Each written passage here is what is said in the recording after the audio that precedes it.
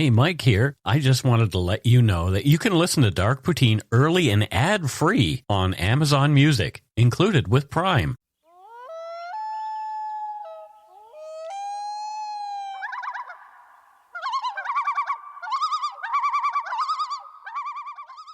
Welcome back to Dark Poutine. I am Mike Brown, and right there is Matthew Stockton. I'm at the kiddies table. You're at the kiddie table. Yeah, because I ordered a new table that just hasn't gotten here yet, and we're in a new studio. We are at Mike's new place. Yeah. I had such a good time driving here.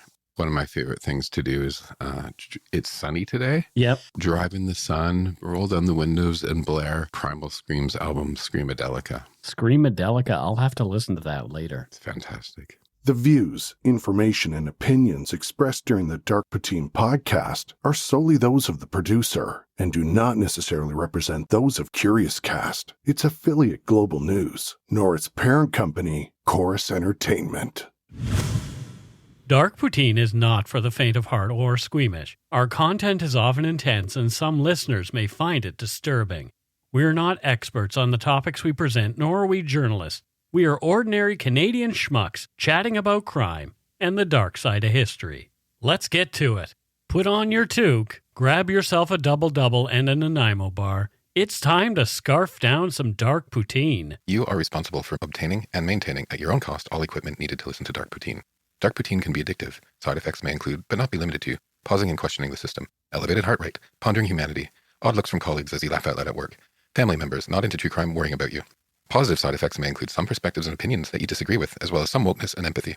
If you don't think Dark Poutine is for you, consult your doctor immediately.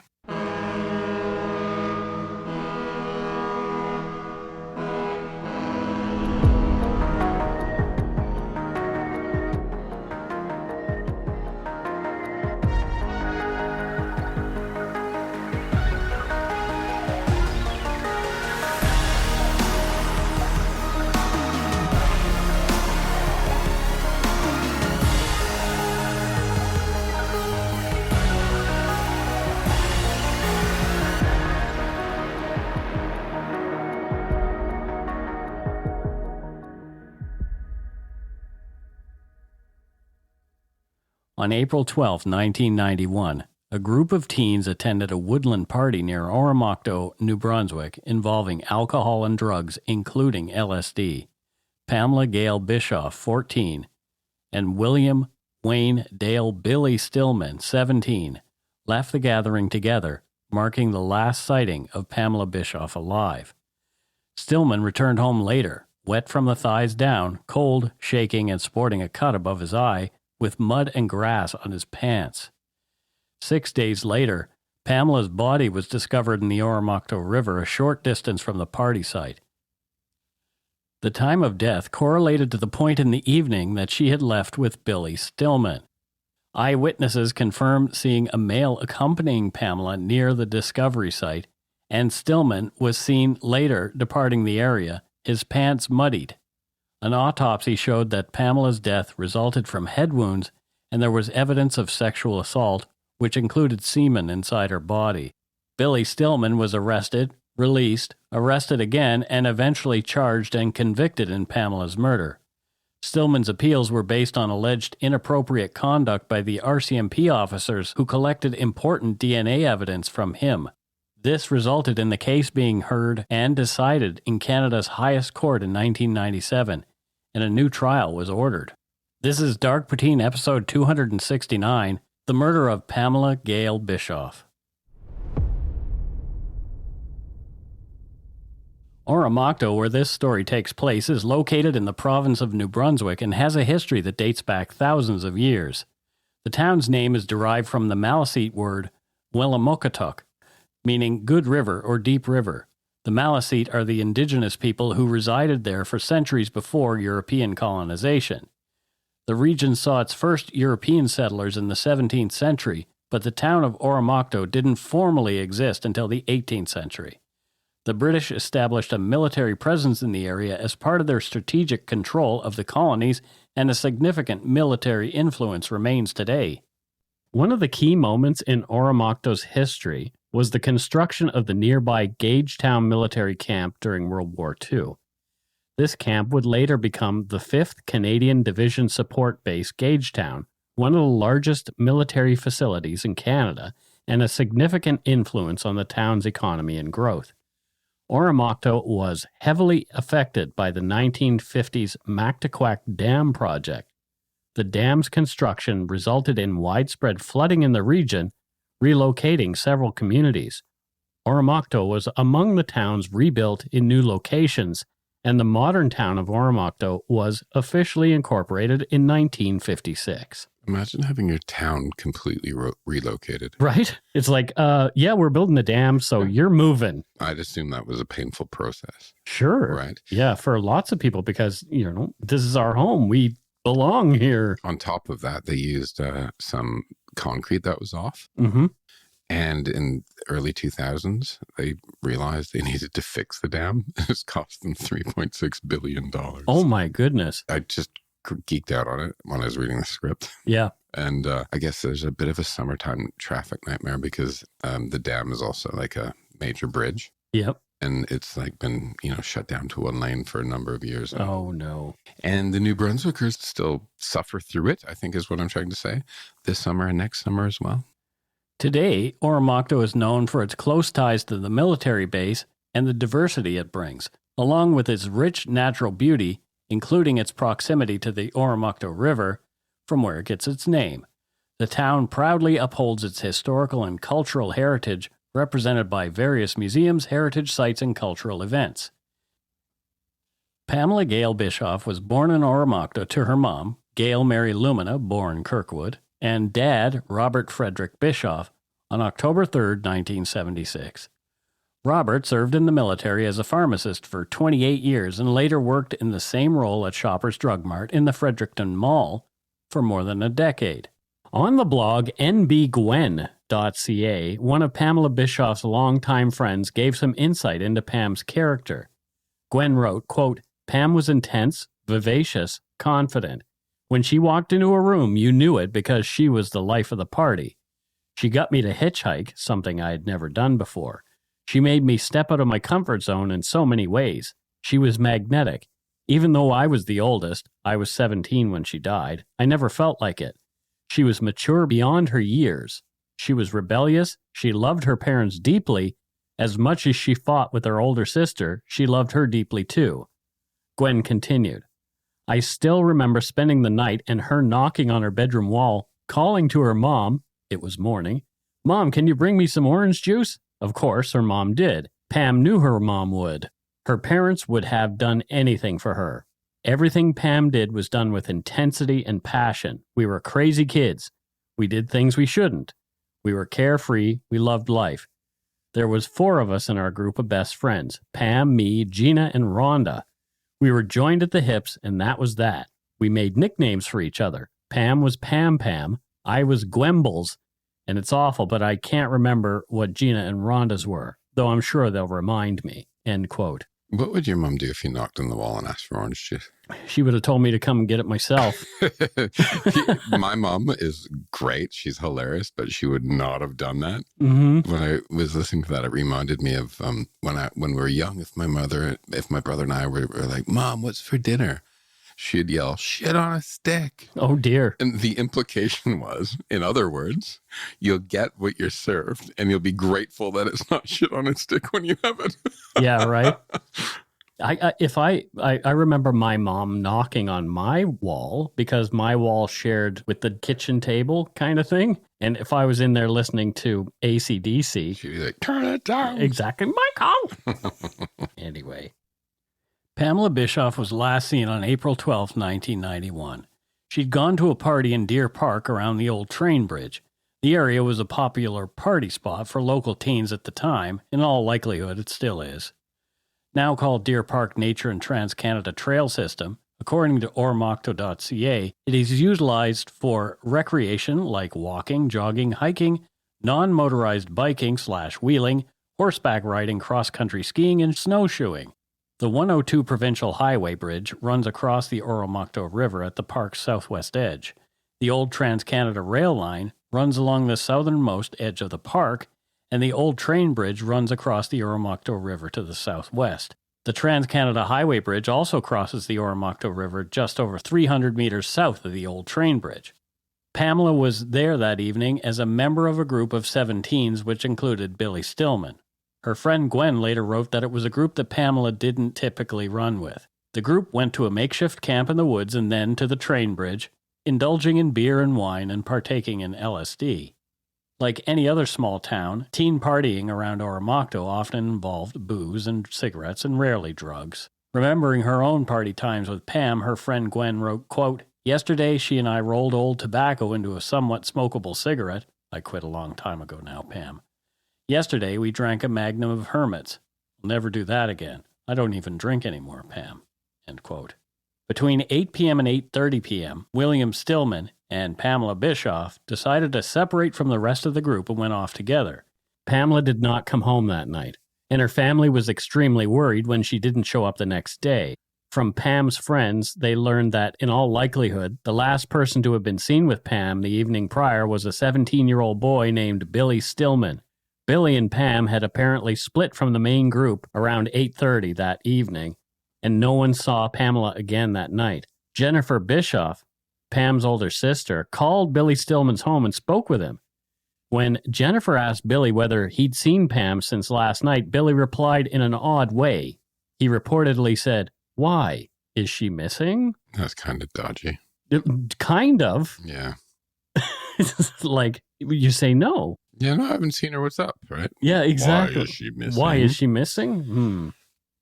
After exhausting their resources looking for Pamela on their own, on the afternoon of Saturday, April 13th, 1991, Gail Bischoff reported to the Oromocto RCMP that her daughter was missing.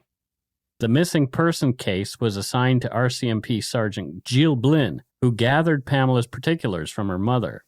The family hadn't seen Pam since she'd left to go out with friends the night before. Pamela wore a black jacket, a white blouse with black stripes, black jeans, and white sneakers. Her underwear was a set, pink bra and panties with black polka dots. So we both talked about our mothers a little bit already. I think that's because we're recording actually on Mother's Day. Yeah, we're thinking about moms today. Yeah. And I think that makes it a little bit more poignant of me thinking what Gail must have been going through at this time. Yeah, for sure. I mean, your kid doesn't come home. It's normal to worry. Yeah. Absolutely.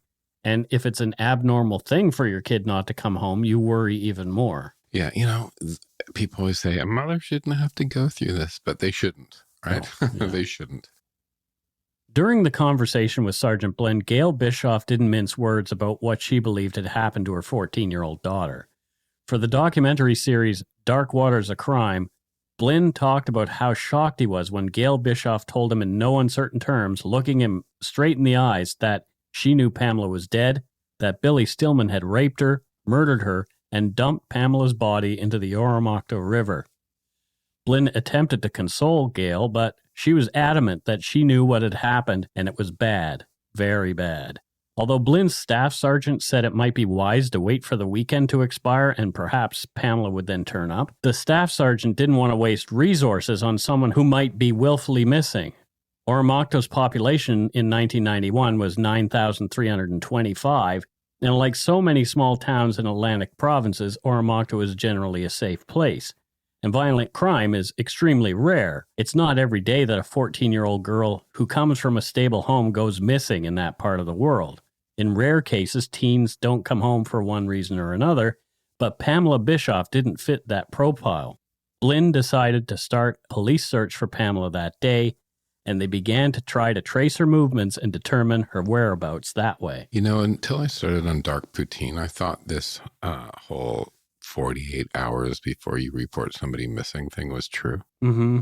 And I think maybe a lot of people share that idea because it persists in sort of older depictions in the media, like old TV shows and the news and movies, right? Right. But, when you stop and think about it, it's really important to understand that if you're concerned about somebody or you think they might be missing, time's of the essence, isn't it? Absolutely. Like absolutely of the essence. And in fact, unfortunately, even if foul play has already happened, mm-hmm.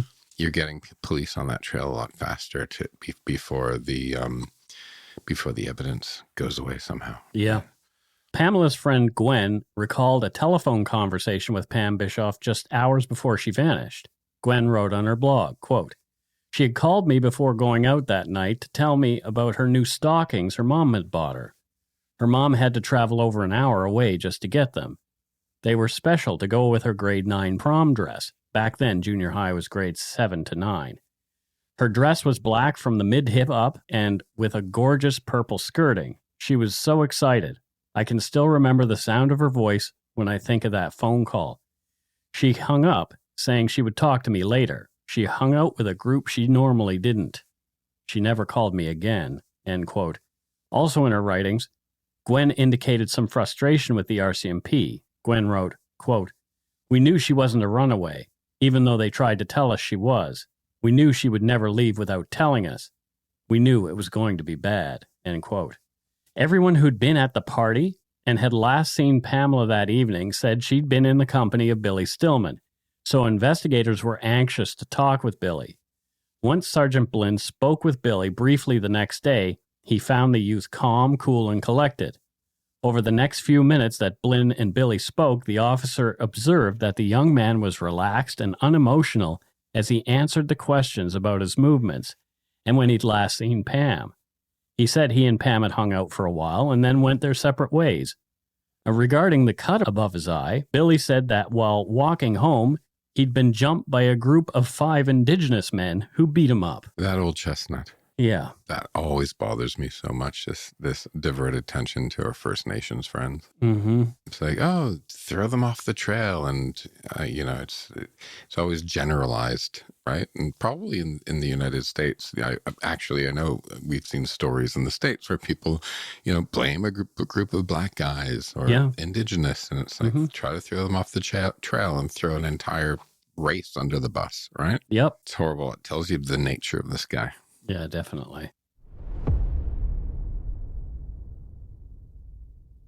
The search for Pam Bischoff escalated later that day. Her photo was distributed to the media, hoping to elicit public assistance in her location.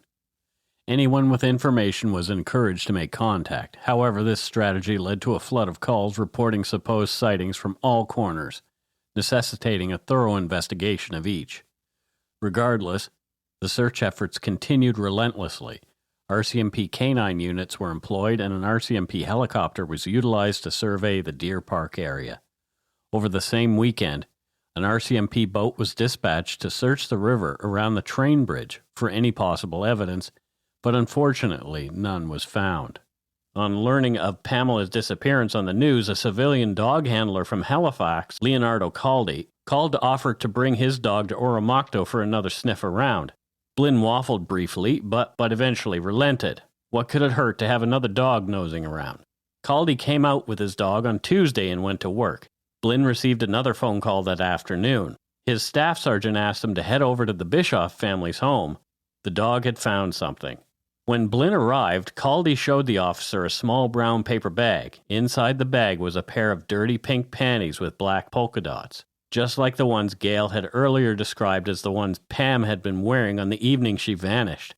Gail was beside herself. According to Blinn, she said over and over, I told you, she's dead, she's dead."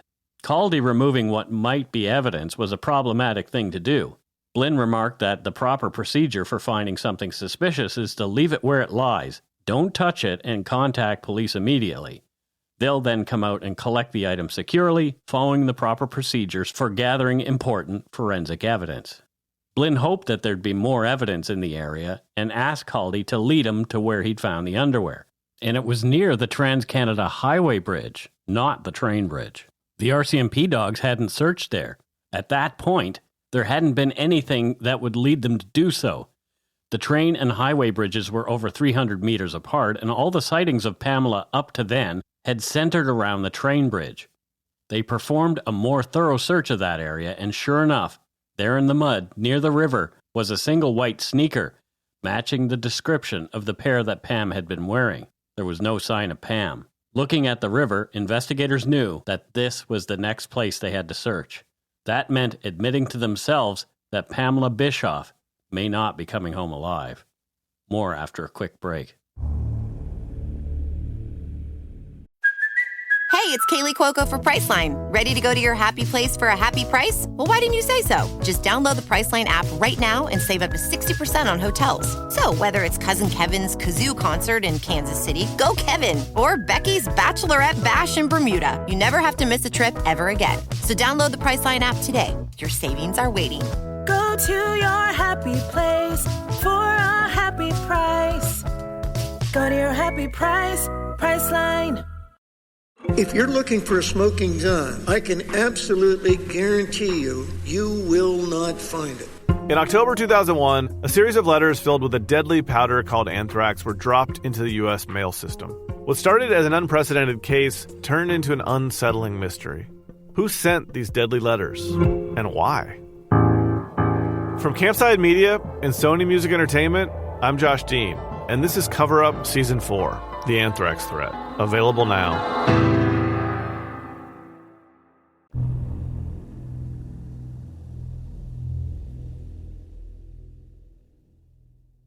And we are back. Matthew, thoughts so far? This is going to sound weird, but probably not. Are you posting that picture of her on the website? I might actually post it in the show notes. Yeah. Okay. So whenever I look at photos of victims, Mm-hmm. and it didn't quite click as to why. Yeah. I always paid attention to the hair and the clothes. Sure. Right. And what I realized is this image of them is them locked in an era. Yeah. Right? Mm-hmm. Like she had the bigger hair that late 80s, early 90s, all girls had in Canada, right? Sure. Like very specific style for the era. Yep. And you just see her and she's locked in this at this time, and she never had the opportunity to do what we do, right? Post pictures on Facebook laughing, look at my hair back then. Yeah. You know, she never had these opportunities. She's a beautiful woman. Yep. Never had opportunities for, you know, the boyfriend or getting or girlfriend or getting the first apartment or maybe having kids or any of that stuff. Yeah. Completely gone away. And that's when I see these old pictures and when they're locked in an era, it kind of hits home to me that everything else was missed because of this. Yep. Right. Yeah. Life. Yeah.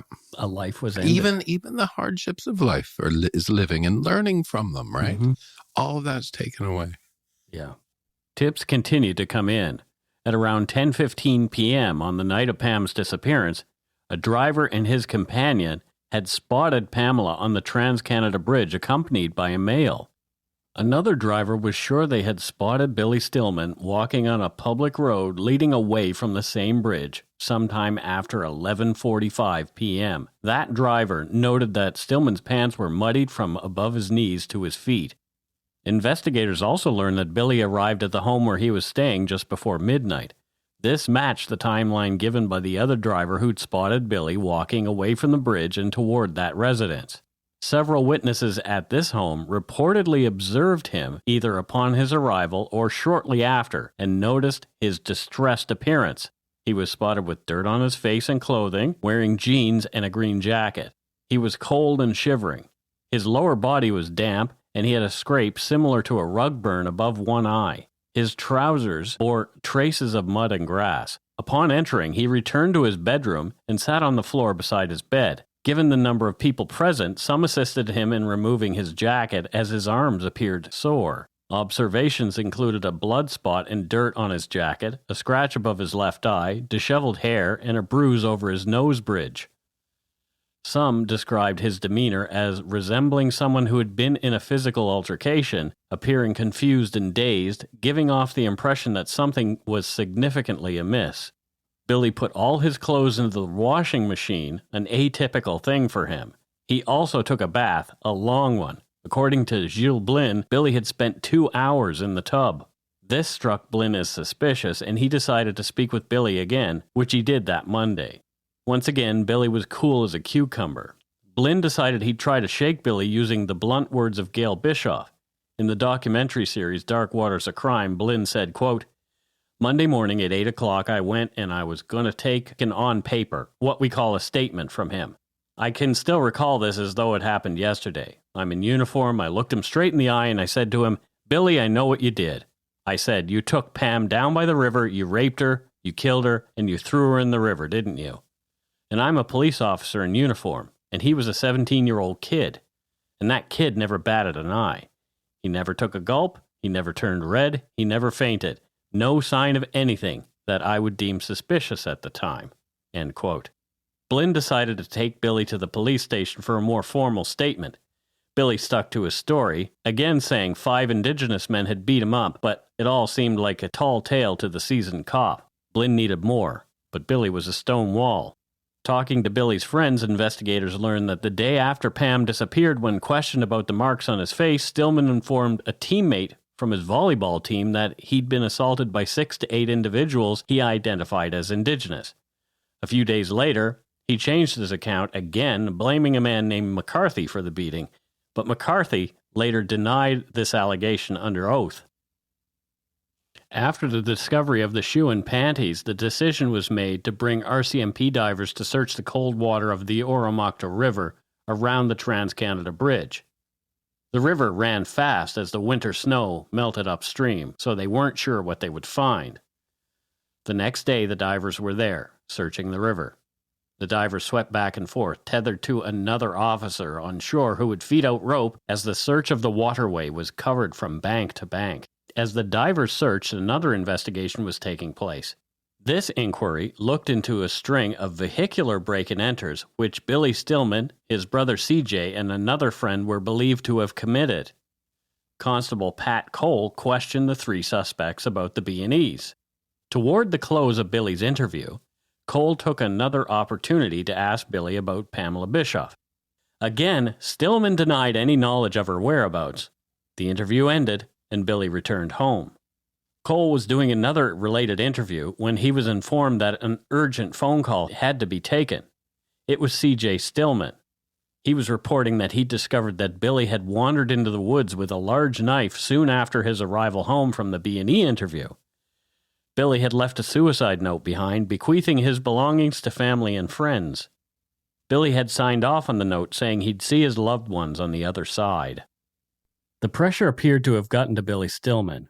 Cole went to the residence and spoke to CJ and the friend, whom he convinced to look for Billy in the nearby woods before he did something he couldn't take back. The officer felt it better for the two to go alone, as the presence of an RCMP member might spook the youth. Sure enough, CJ and the friend found Billy sitting alone in the woods in tears. They convinced him to return to their residence, where Billy talked with Pat Cole, who was waiting. Billy said people at school and in town were harassing him about Pamela, and he said people had threatened to beat him up, and he was afraid. So she hasn't even been found yet. Yeah. And he's making people go out look for him instead of her. Right. Right? Yeah. Selfishness. No. Finally, Billy changed his story. He said that Pamela had attempted to die by suicide, trying to drown herself in front of him. He claimed that he'd tried to stop her, and then he left her alone. He said he didn't know what happened to her after that. The next morning, 6 days after she disappeared, one of the RCMP divers, Constable Dan Desereau, was the one to discover Pamela Bischoff's body. She was dressed in dark clothing. What caught Desereau's attention was Pam's left cheek, which was incredibly pale against the dark water. Pamela Bischoff was discovered approximately 8 to 10 feet deep, curled into a fetal position with her face directed toward the rocks as if she was hovering over them. The divers proceeded cautiously to extract her without causing any damage and maintain as much evidence as possible. Investigators noted the state of Pamela's clothing when they pulled her out of the river. Her pants were undone and pulled down. Her shirt and bra were pulled up. As her panties were found on shore, someone had redressed her after a probable sexual assault. She had marks on her consistent with a beating. Her eye was almost swollen shut and inconsistent with a simple drowning. There appeared to be an angry and obvious human bite mark on her abdomen. The pattern of bruising on her body made it clear to the officers that Pam had put up a tremendous fight before her death.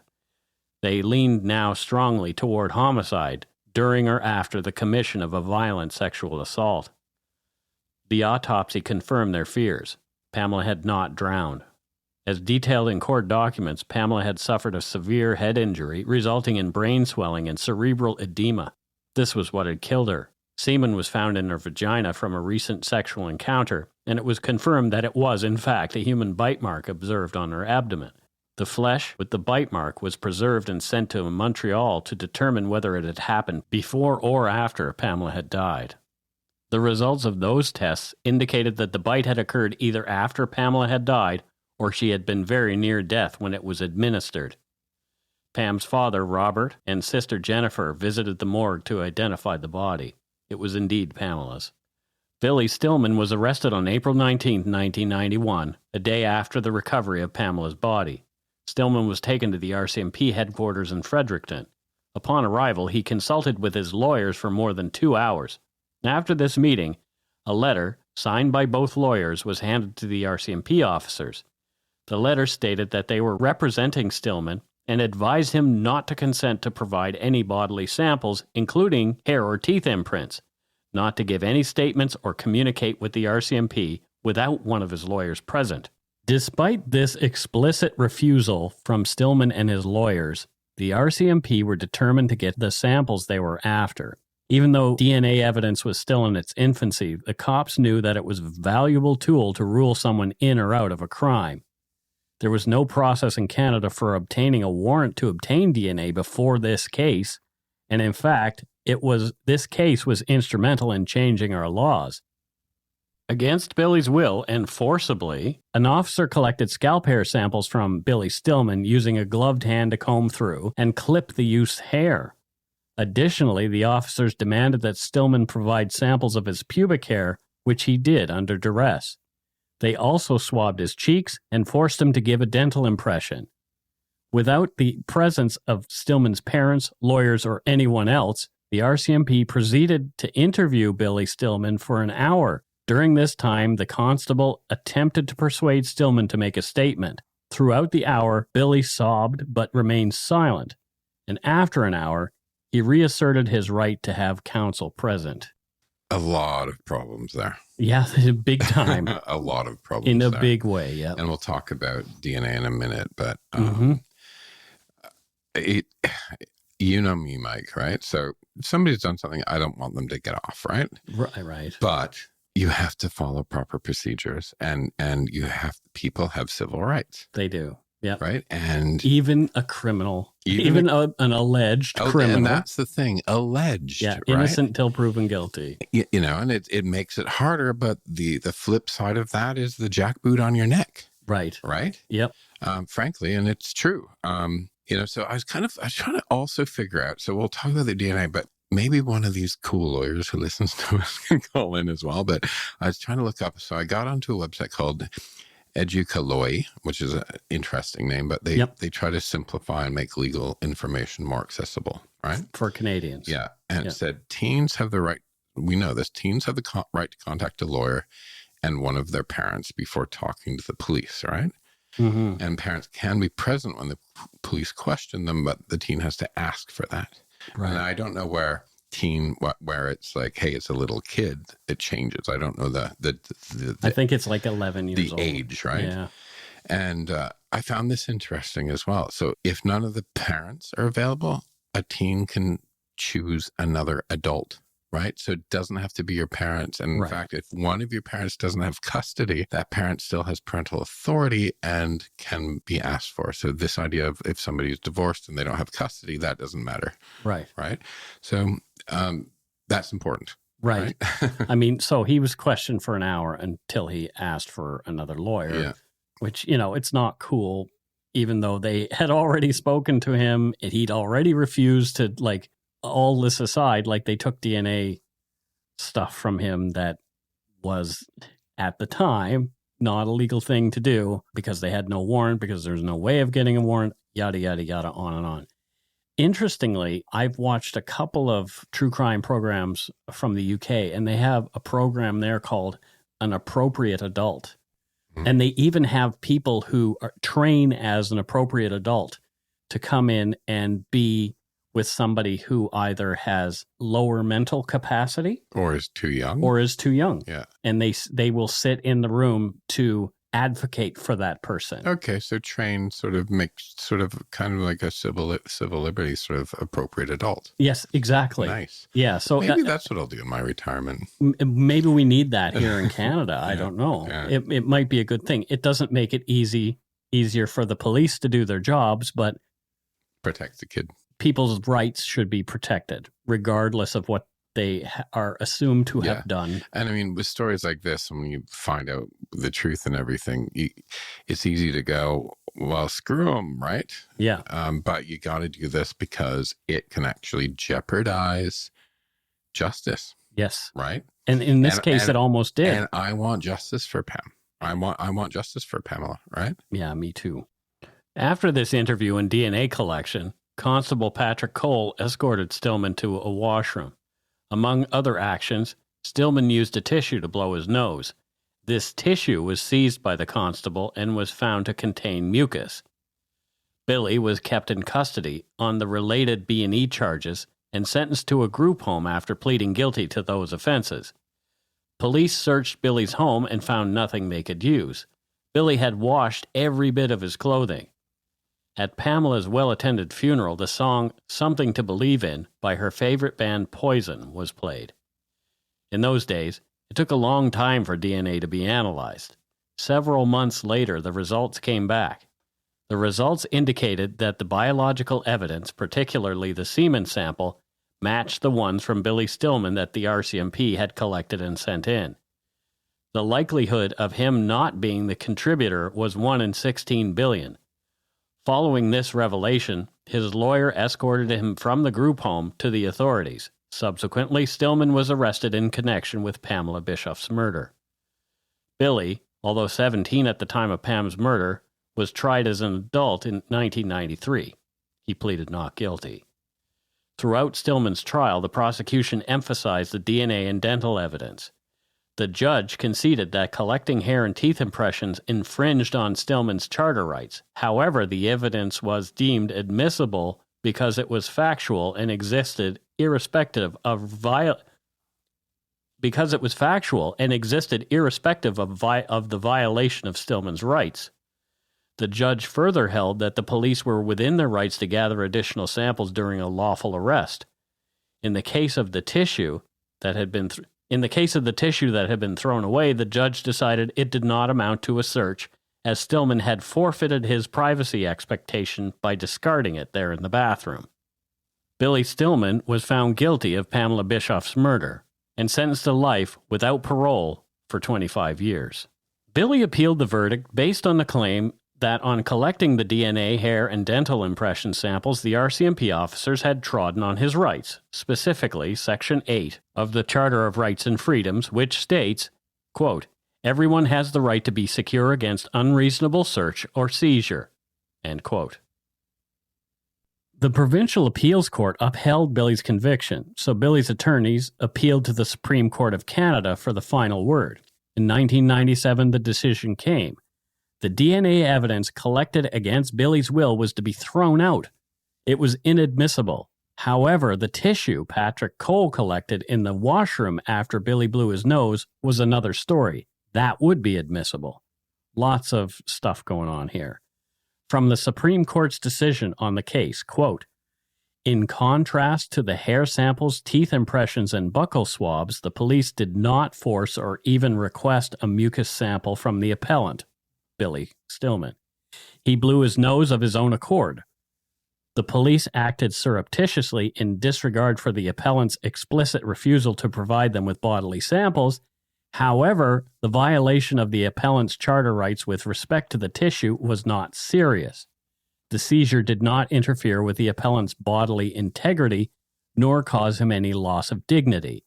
In any event, the police could and would have obtained the discarded tissue. They would have had reasonable and probable grounds to believe that the tissue would provide evidence in their investigation and therefore would have sealed the garbage container and obtained a search warrant in order to recover its contents. Quite simply, it was discoverable. In my view, the administration of justice would not be brought into disrepute if the evidence obtained from the mucus sample were to be admitted." So, interesting. That was a big decision. A huge decision. That was sort of pivotal here in Canada. And it was also pivotal for this case. Yeah. Because had they thrown all of it out, then it would have been a lot harder. Billy Stillman could have walked free, even though it was very clear that he was the person who committed the crime. Yeah. Crazy. So if you ever have a drink Yeah. when you're being interviewed by police, take the cup with you. Yeah. I just watched an episode of the American Detective with Joe Kenda, which I love, on Discovery Plus. And the person who was the suspect, a cop, offers him a water bottle. He drinks from the water bottle and then puts it in his pocket. And then the guy says, I need to have a cigarette. Can we go outside and have a cigarette? And so the cop thinks, okay, I'll just grab the cigarette butt. The guy smokes, stubs out the cigarette, picks up the cigarette butt and puts it in his pocket. So it was very clear that that guy, A, had something to hide, and B, had been coached on how to... Or C, just knows the civil liberties, right? Right. Well, this guy was actually guilty. So, Yeah. But anyway, interesting stuff. A new trial was ordered and set for January 1998.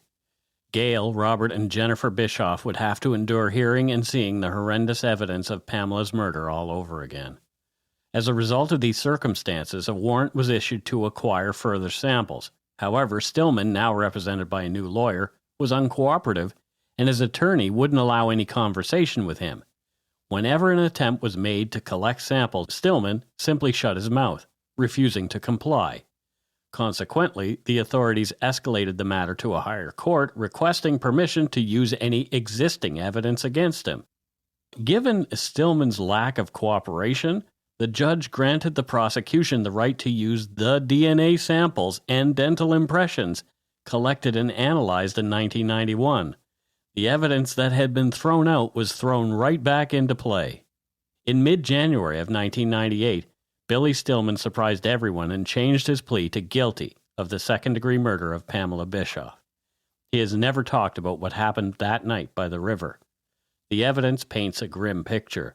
Even though he was tried as an adult, as Billy was a juvenile, the maximum sentence he could receive was 8 years behind bars, which the judge gave him. According to Pamela Bischoff's pal Gwen, in a comment on her blog, Billy Stillman is out of jail, is married, and has a family. Pamela didn't get that. She'll be forever that 14-year-old girl who died on April 12, 1998. Pamela's dad, Robert, died at the Oromocto Public Hospital on Monday, November 11, 2002. So I guess they're together somewhere if you believe in that kind of stuff.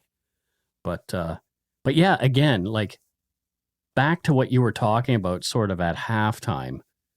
She didn't get to have a life. She didn't get to have she would have been around our age. She would have been. She actually reminds me of a friend of mine, and I'm looking at the picture of her in her eyes. She said, there's that spark. You can see she liked to have fun, right? Yeah, she was a bit of a devil, I think. Yeah, fantastic. I love girls like that. Yeah.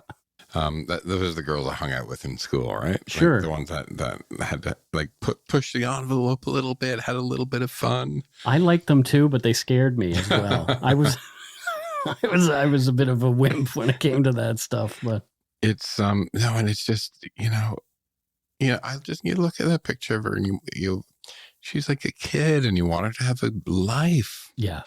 And I swore. I hate doing shows sometimes because I just want the people to be alive. I mean, yeah. You're involved in a true crime podcast, Matthew. I know, but it makes me sad. Yeah, sure it does, right? Because you're a human being. Makes me sad, especially sometimes you feel like you can just relate to people more. 100%. Yeah.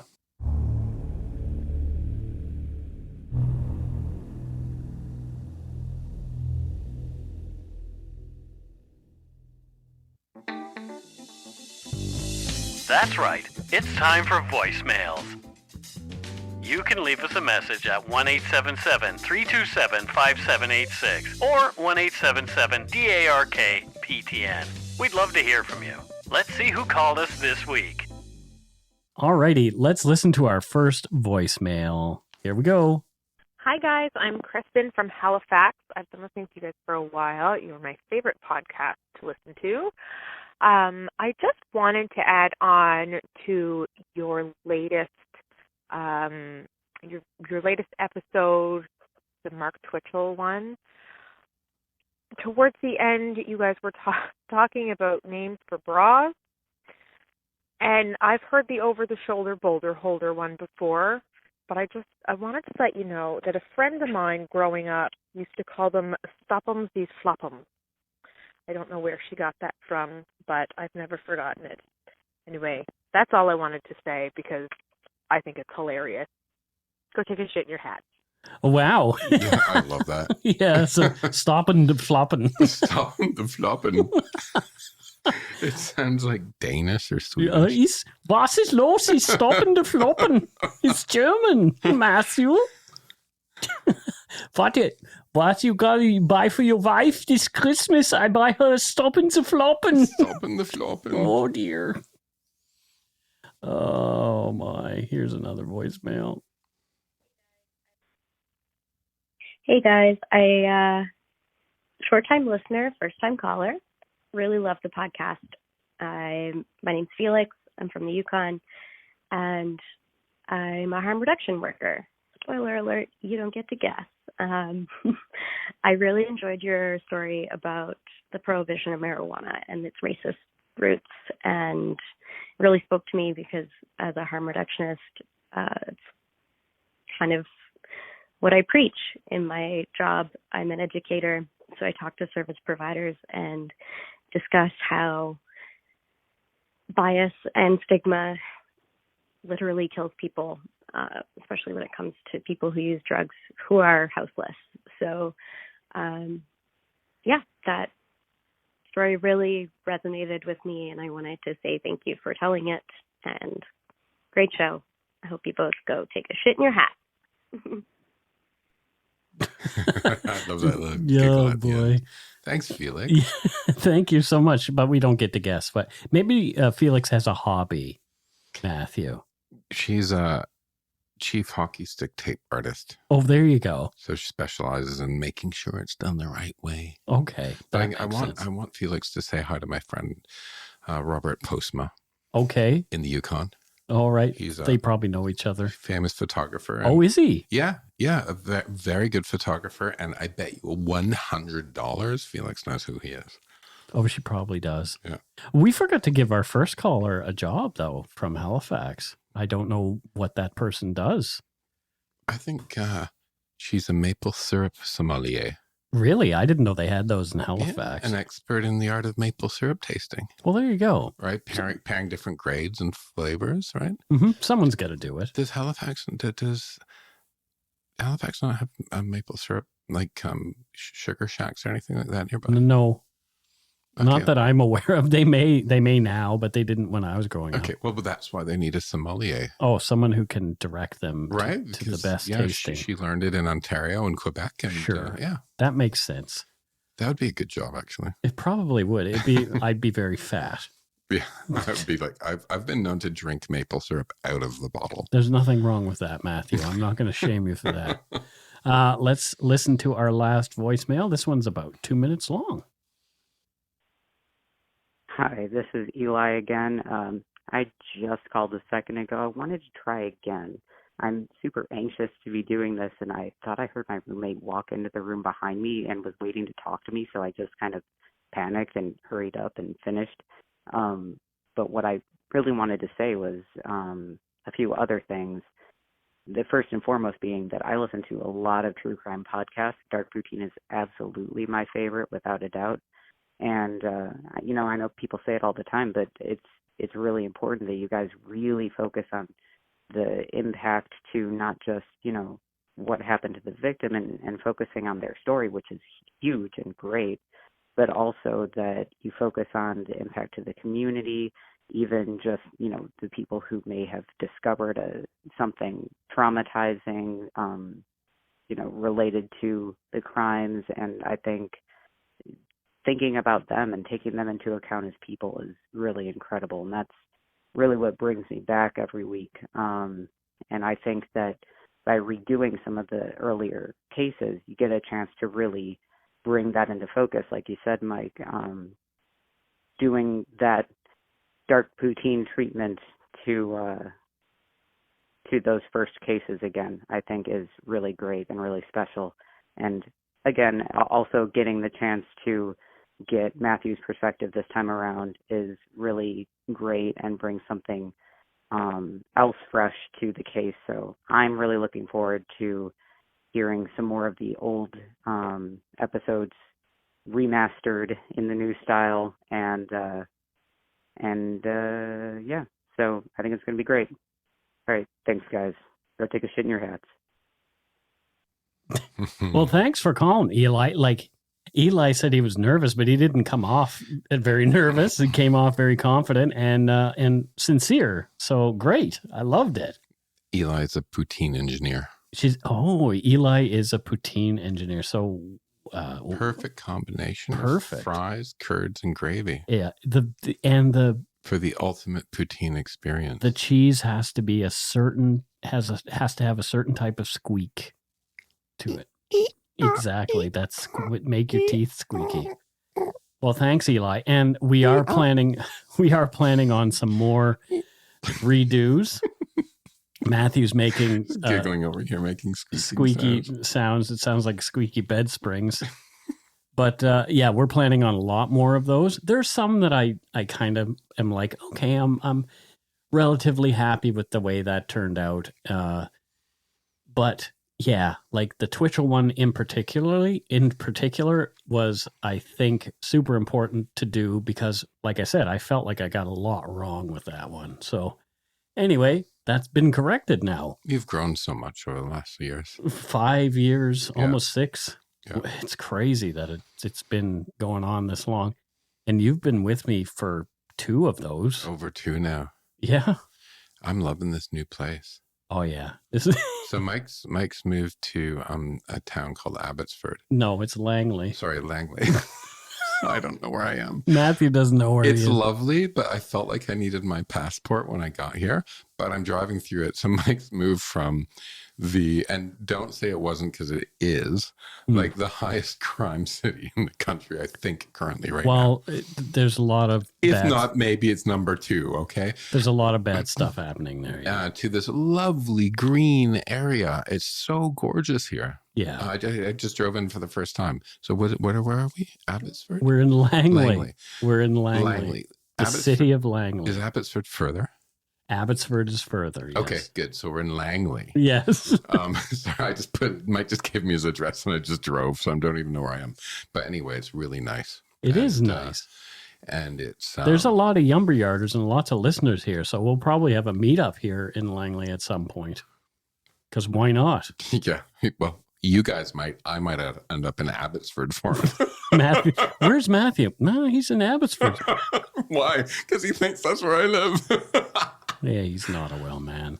Anyway, still working on the studio, so you might hear some echo for a couple of weeks and things like that. But bashing away, trying to get it done, get it fixed up, and all that kind of thing.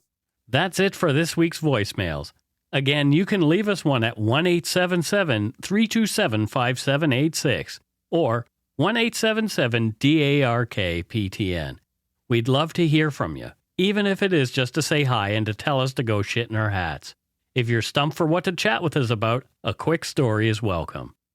All right, it is time for some Patreon and Donut Money donor shoutouts. And first up, from Menifee, California, I hope I'm pronouncing that name right. And if I'm not, oh well. We have Mary Vuong. And what does Mary do there in Menifee, Matthew?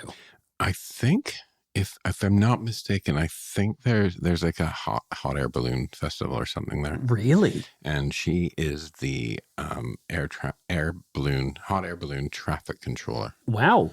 Yeah. That's kind of cool. That would be a cool job. It is a cool job. Lots of pressure, though. She has a lot more time than being an airplane traffic controller there. She can like see it coming for about half an hour. And even if they do collide, I mean, they're balloons. Well, yeah. Well, maybe one could start the other one on fire. I'm sure it's happened before. That could happen. But yeah, so that's what she does. Well, thank you, Mary. Thanks, Mary, for keeping our skies safe. We have another Californian. Okay. Her name is Sherry Jackson, and Sherry is from Yorba Linda, California. Yorba Linda. And both of these places I've never been. My Belinda?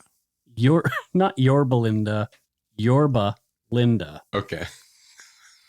I'm sure it's a Spanish name. My Belinda is Belinda Carlisle, okay? Your Belinda is Belinda Carlisle. Are you a Go-Go's Belinda Carlisle, or are you solo Belinda Carlisle?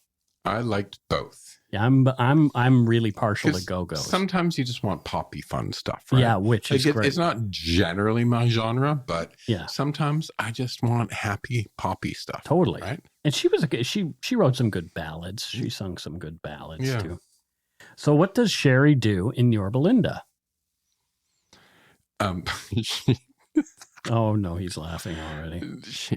She's the president of the Belinda Carlisle Fan Association. Of course she is. Fan club. Well, there you go.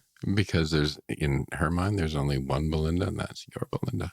She thinks Your Belinda is all our Belindas, and that's Belinda Carlisle. There you go. That's important. Thank you for being a Patreon. Thank you very much, Sherry. Next, we have Linda Marfisi, and Linda is from Campbellville, Ontario. Campbellville, Ontario. Campbellville. Do you know where Campbellville is, Matthew? I've heard of it many times, but I couldn't place it on a map in my head. Okay. I'd say maybe near the elephant's shoulder. Okay. Whatever that means. Well, because if you turn the map sideways, Ontario is the shape of an elephant. Oh, okay. With his trunk up. Right. And Owen Sound is the butthole. It is. I thought Toronto was the butthole. No, Owen Sound is the place where the butthole would be. Okay. Yeah. But you know why I would say that about Toronto. Even though I like Toronto. And I just want to take them down because they're big and popular. It's true. The tall poppy thing. Yeah. Yeah, it is true. I think you should work on that, Mike. Shouldn't I? Yeah. Yeah. Did we say what Linda does? No, we didn't. Okay. What does she do, Matthew? Well, being a good Canadian. Okay. She is an apology officer. Oh, we need those. We need more of those. I'm sure there's probably one stationed on every block at some point in Canada. Yeah. She makes sure that, we're not pitching out unnecessary apologies. Oh. Right? So sorry. Yeah, she's like, calm the hell down. Yeah, stop with the sorries. Stop with the sorries, right? Like, are there fines if you say sorry too much? Yeah, it's a toonie. Oh, it's a toonie. Yeah. Yeah. If you say sorry, if somebody steps on your foot and you say sorry, yeah, it's a toonie. Okay. Yeah. Yeah. Well, that makes sense. Well, we kind of need that. We do. We say sorry far too much. And not sorry for things we should say sorry about. It's true. Well, thank you very much, Linda. Thanks, Linda. Next, we have a Vancouverite. Well, at least a Vancouverite now. I don't want to assume that she was born here. And her name is Farron. Farron from Vancouver. Farron from Vancouver. Yeah. What do you think Farron does here in our lovely city, Vancouver? I really want Farron to be one of the aqua bus drivers. Oh, yeah, because you and Steve take those aqua buses a lot, don't you? Like at least a couple times a week. Yeah. Yeah. Because Steve loves them. Well, I told you what one of the drivers said the other day. Yeah. You're one of our favorite, if not our favorite customer. Oh. Which is sweet. So Farron, if you want to be an aqua bus driver, I'll vouch for you. I have an in. Matthew's got an in. Everybody who rides the aqua bus knows Matthew. Actually, I want to come and ride the aqua bus with you. We should just do it. Take an afternoon and just ride the aqua bus. We should do a show from an aqua bus. We can. That'd be hilarious. Do you want to do one of our after shows from the aqua bus at some point? Yeah. And interview an aqua bus driver. Yeah, and if there's other guests on the boat, we'll just talk to them. Yeah. Okay, that'll be fun. Yeah, let's do that. We got 100%. Let's do that. And that's it for Thanks, Patreon. Thank you, Farron. Now I'm looking forward to riding the aqua bus and interviewing people. That would be a blast. Yep. Thanks to all our patrons and Donut Money donors, past and present, for your generosity. It helps to keep the show going. You can become a patron of Dark Poutine at patreon.com/darkpoutine. For a one-time donation, you can send us donut money via PayPal using our email address, darkpoutinepodcast@gmail.com. If you don't already subscribe to the show, it would mean a lot if you did. You can easily find Dark Poutine on Apple Podcasts, Spotify, or wherever you listen to your favorite shows. If you haven't gotten yours yet, my book, Murder, Madness, and Mayhem, is available to order via a link on the Dark Poutine website. And speaking of darkpoutine.com, please check it out for show notes and other cool stuff. We'd appreciate it if you took the time to give Dark Poutine a like or a follow on Facebook and Instagram. Most importantly, thank you for listening, and tell your friends about us. Word of mouth is a powerful thing.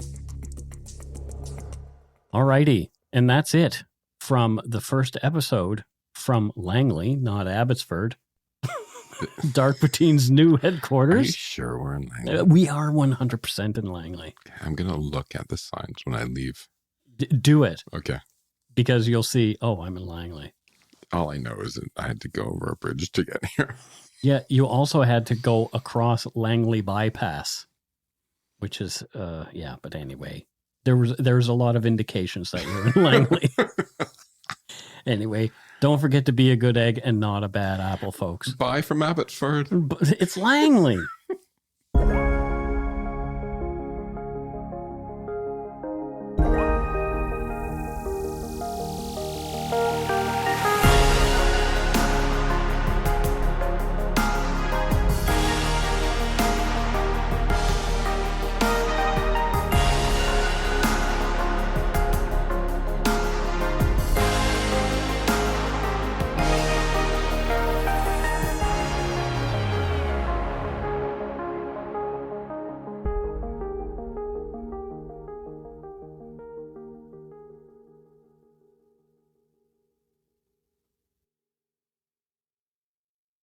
I said to my parents, don't trust her. They wouldn't listen. Every family has a secret. Joy Delaney, mother of 4, has gone missing. From the author of Big Little Lies comes a chilling new mystery to W. You were an emotional chaos sinkhole, Amy, and I'm sick of it! Starring Annette Bening. Nobody can break your heart like your own children. And Sam Neill. She will come back. Here we go. Strap in. Apples Never Fall. All new Thursdays, only on W. Stream on Stack TV.